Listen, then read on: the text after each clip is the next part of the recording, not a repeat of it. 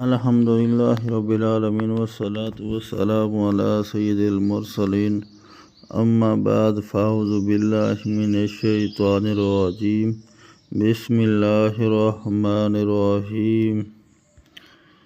حضرت زید بن ارقم سے روایت ہے کہ ہم رسول اللہ صلی اللہ علیہ وسلم کے ہمراہ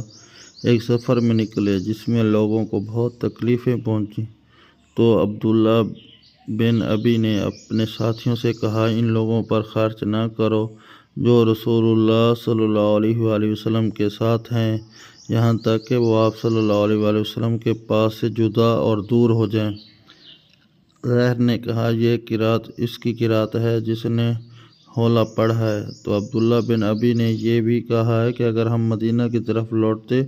تو عزت والے مدینے سے ذلیل لوگوں کو نکال دیتے۔ پس میں نبی پاک صلی اللہ علیہ وسلم کی خدمت میں حاضر ہوا اور آپ صلی اللہ علیہ وسلم کو اس بات کی خبر دی۔ پس آپ صلی اللہ علیہ وسلم نے عبداللہ بن ابی کو بلانے کے لیے بھیجا، پھر اس سے پوچھا تو اس نے قسم کھائی کہ میں نے ایسا نہیں کہا، اور کہنے لگا کہ انہوں نے رسول اللہ صلی اللہ علیہ وسلم سے جھوٹ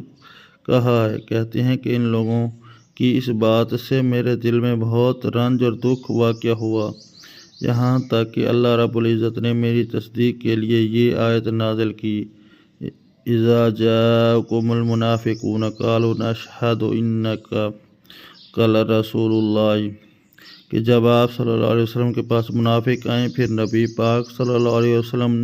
نے انہیں بلوایا تاکہ اس کے لیے مغفرت طلب کریں، لیکن انہوں نے اپنے سروں کو موڑ لیا، نہ آئے۔ اور پھر اللہ عز و جل کا قول، کأنہم خشب مسندۃ، گویا کہ وہ لکڑیاں ہیں دیوار پر لگائی ہوئی ہیں، ان کے بارے میں نازل ہوا۔ حضرت زید نے کہا، یہ لوگ بظاہر بہت اچھے ہیں اور خوبصورت معلوم ہوتے تھے۔